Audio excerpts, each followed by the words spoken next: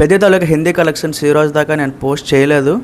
So చాలామంది అడిగారు. But okay, ఇంకా ఎందుకంటే 14 రోజులు గడిచింది కాబట్టి మరి ఎంత వచ్చింది ఏంటి డీటెయిల్గా మాట్లాడుకుందాం. సో ఇందులో కల్పించేది ఏం లేదు గైస్, ఉన్నదే ఫ్యాక్ట్సే మాట్లాడాలి. ఇందులో మీరు హట్ అయినా సరే, ఎందుకంటే నిజాలే మాట్లాడాలి. ఇప్పుడు తెలుగులో వచ్చిన ప్రతి ఒక్క రూపాయి కూడా జెన్యూన్గా చూపించారు కాబట్టి హిందీలో వచ్చింది కూడా మనం జెన్యూన్గానే చెప్పుకోవాలి. సో చూసుకుంటే గైస్, హిందీలో అసలు సినిమా అనుకున్న స్థాయిలో అయితే రాలేదు. అంటే సినిమా రిలీజ్ అవ్వడానికి ముందు చాలా ఎక్కువ ఎక్స్పెక్టేషన్స్ ఉన్నాయి. భోపాల్ ఈవెంట్ ఏదైతే జరిగిందో దానివల్ల సినిమా ఎక్కడికో వెళ్ళిపోద్ది అనే ఒక ఎక్స్పెక్టేషన్స్ ఉండేవన్నమాట. కానీ వచ్చిన తర్వాత మాత్రం చాలా కొంచెం డిఫరెంట్గా జరిగింది, కంప్లీట్ ఆపోజిట్గా జరిగింది. అసలు ఎంత వచ్చింది, ఎంత లెక్కలు వచ్చాయి చూసుకుంటే గేమ్ చేంజర్ కన్నా తక్కువ కలెక్షన్స్ అయితే రావడం జరిగాయి. అవును గైస్, మీరు విన్నది నిజమే. గేమ్ చేంజర్కి వచ్చిన కలెక్షన్స్ కూడా పెద్దకి హిందీలో రాలేదన్నమాట. సో రీజన్స్ కూడా చెప్తాను నేను విత్ వ్యాలిడ్ పాయింట్స్. అసలు గేమ్ చేంజర్ చూసుకుంటే డే 1 అంటే ఓపెనింగ్ రోజు 7.8 crore ఓపెనింగ్ అయితే వచ్చిందనమాట. మరి పెద్దకి చూసుకుంటే 2.75 నుంచి 3 crore అంత ఓపెనింగ్ వచ్చిందంటే గేమ్ చేంజర్కి వచ్చిన దాంట్లో సగం కూడా ఓపెనింగ్ అయితే మన పెద్దకి రాలేదు. మరి ఓవరాల్ లైఫ్ టైం చూసుకోవాలి అంటే గేమ్ చేంజర్ ఆల్మోస్ట్ 32 నుంచి 37 కోట్ల వరకు కూడా హిందీలో కలెక్ట్ చేసింది.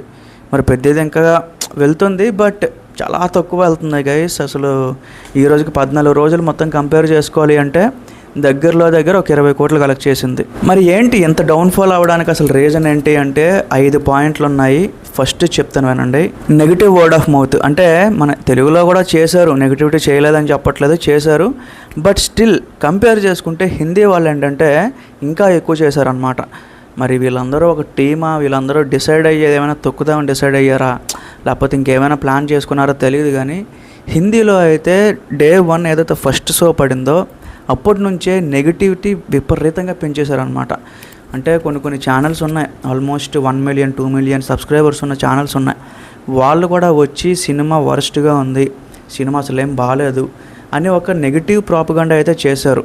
సో కంప్లీట్ డిజాస్టర్ రివ్యూలు అయితే ఇవ్వడం జరిగింది. అక్కడ ఫస్ట్ పాయింట్ అక్కడ మనకి మైనస్ కొట్టింది. సెకండ్ పాయింట్ చూసుకుంటే మరి తెలిసి చేశారో తెలియదు, తెలియక చేశారో తెలియదు, జాహ్నవి కపూర్ కాంట్రవర్సీ. సో మరి ఆవిడ ఒకసారి ఒక ఇంటర్వ్యూలో చెప్పింది, నా బాడీలో ఏదైనా ఒక పార్ట్ చూపించాలి అంటే నేను దాన్ని 100 సార్లు ఆలోచిస్తాను. సో ఏ డైరెక్టరు ఏమైనా అడిగినా సరే నాకు నచ్చితేనే ఆ షార్ట్ పెట్టమంటాను, లేకపోతే వద్దని చెప్తాను అని. సో పెద్దకి కూడా ఆబ్వియస్గా ఆవిడ ఇన్వాల్వ్మెంట్ ఉంటుంది. ఆవిడకి తెలిసి ఆవిడ అగైన్ ఫుల్ కాన్షియస్లో ఉండేటప్పుడే ఆ షూటింగ్ అంతా చేసుంటారు అనేది నా ఒపీనియన్. ఒక హీరోయిన్కి తెలియకుండా కంప్లీట్గా అదంతా షూట్ చేసేసి పెట్టడం ఇది వెబ్ సిరీసా లేకపోతే ఇంకేమైనా? సో ఖచ్చితంగా అలాంటి ఒక బ్రాండెడ్ ఒక హీరోయిన్ ఉండేటప్పుడు, శ్రీదేవి గారి కూతురు అయినప్పుడు చాలా జాగ్రత్తలు తీసుకుంటాము. సో ఒక రష్మిక మందానాకి ఆ క్లోజప్ పెట్టినప్పుడు లేకపోతే ఇంకెవరికో పెట్టినప్పుడు అలాంటి ఇష్యూలు ఏవి రాలేదు. కానీ మన పెద్ద మూవీకి మాత్రం అలాంటి కాంట్రవర్సీలు అయితే క్రియేట్ చేశారు. సో దానివల్ల కూడా సినిమా అయితే ఎఫెక్ట్ అయింది. మూడో రీజన్, మెయిన్ స్టోరీ అంతా కూడా మన ఆంధ్రప్రదేశ్లో, అది కూడా శ్రీకాకుళం జిల్లాలో తిరగడం వల్ల సో మోస్ట్లీ అక్కడ వాళ్ళు ఏంటంటే అంతగా కనెక్ట్ అవ్వలేకపోయారు అనమాట. సో చాలా రీజన్స్, అక్కడ ఉండే ఆ ఎన్వైర్మెంట్, ఆ కల్చర్ అదంతా వేరు. సో మన ఆంధ్ర అలాగే శ్రీకాకుళంలో ఉండే కల్చర్ ఇంకా వేరు అనమాట. సో అంతగా అపీల్ అవ్వలేదు అనేది ఇంకొక మాట. సో ఇది కూడా ఒక రీజను. సో ఫోర్త్ రీజన్ చూసుకుంటే ఇది చాలా వరస్ట్ గైస్. ఎందుకంటే మెయిన్ అదే పెద్ద రిలీజ్ అయిన టైంలో హిందీలో ఒక సినిమా రిలీజ్ అయింది, జవానీతో హిస్క్ హై అని చెప్పి ఒక సినిమా అయితే వచ్చిందనమాట. సో ఆ సినిమా ఏంటంటే యావరేజ్, అంత పెద్ద హిట్ ఏం కాదు, బట్ పెద్దని డామినేట్ చేసి అక్కడ ఏంటంటే కొంచెం ఆ ఫుట్ఫాల్స్, ఆ టికెట్ సేల్స్ అంతా కూడా సంపాదించుకోవడం జరిగింది. So most of the people ఏంటంటే ఒక ఎంటర్టైన్మెంట్ మోడ్లోకి వెళ్ళిపోయినారు అనమాట. పెద్ద ఏంటంటే ఒక మెసేజ్ ఓరియంటెడ్ ఫిలిం. సో వాళ్ళు చూస్ చేసుకున్నారు, అక్కడ ఒక మైనస్ పడింది. ఇంకా లాస్ట్ చూసుకుంటే గైస్, ఇది నేర్చుకోవాల్సిన విషయం అనమాట. మన ప్రొడ్యూసర్ ఎవరైతే ఉన్నారో ఆయన డిస్ట్రిబ్యూషన్ అనేది కరెక్ట్గా ప్లాన్ చేసుకోలేదు. ఇప్పుడు ప్రీవియస్ ఫిలిం గేమ్ చేంజర్ ఏం పెద్ద గొప్పగా ఉండదు, కానీ 32 కోట్లు కలెక్ట్ చేసింది అంటే దానికి రీజను దిల్ రాజు గారికి ఉన్న కొన్ని కాంటాక్ట్లు హిందీలో డిస్ట్రిబ్యూషన్ అంతా కూడా కొంచెం ప్లాన్ చేసుకున్నారనమాట. బట్ ఇప్పుడు ఏదైతే మన ఈ సతీష్ కిల్లారు ప్రొడ్యూసర్ కొత్త వాళ్ళు, సో అంతగా ఎక్స్పీరియన్స్ లేదు.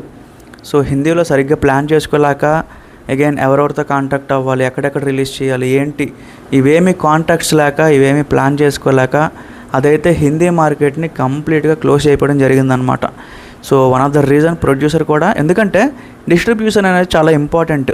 బట్ ప్రొడ్యూసర్ ఎక్కడ ఆ విషయంలో సరిగ్గా ఇన్వాల్వ్ అవ్వలేకపోయాడు. మేబీ ఇంకా నెక్స్ట్ ఫిలిం నుంచి అయినా కొంచెం జాగ్రత్తలు తీసుకుంటే మంచిది అనేది నా ఒపీనియన్. బట్ చరణ్ గారికి తెలియదంటే, చరణ్ గారి ఫేస్ అందరికీ తెలుసు, చరణ్ గారి మార్కెట్ ఉంది, అంతా ఉంది. బట్ స్టిల్ అక్కడ ఏంటంటే సరిగ్గా అవ్వలేదు ఇంకంతే. సో అది గైస్, ఈ 5 మెయిన్ రీజన్స్. ఈ గేమ్ చేంజర్కి వచ్చిన కలెక్షన్స్ కూడా దీనికి రాకపోవడం అనేది చాలా బాధాకరం. చూద్దాం, ఇంకా నెక్స్ట్ ఫిలిమ్స్ ఉన్నాయి మనకి, RC-17 ఉన్నాయి. ఈ అన్నిటితో ఎక్కడైనా చరణ్ గారు కొంచెం బాగా ప్లాన్ చేసుకొని, ప్రొడ్యూసర్స్ వీళ్ళందరూ కూడా మంచిగా ప్లాన్ చేసుకుంటే అది కూడా చూద్దాం మనం. So thank you.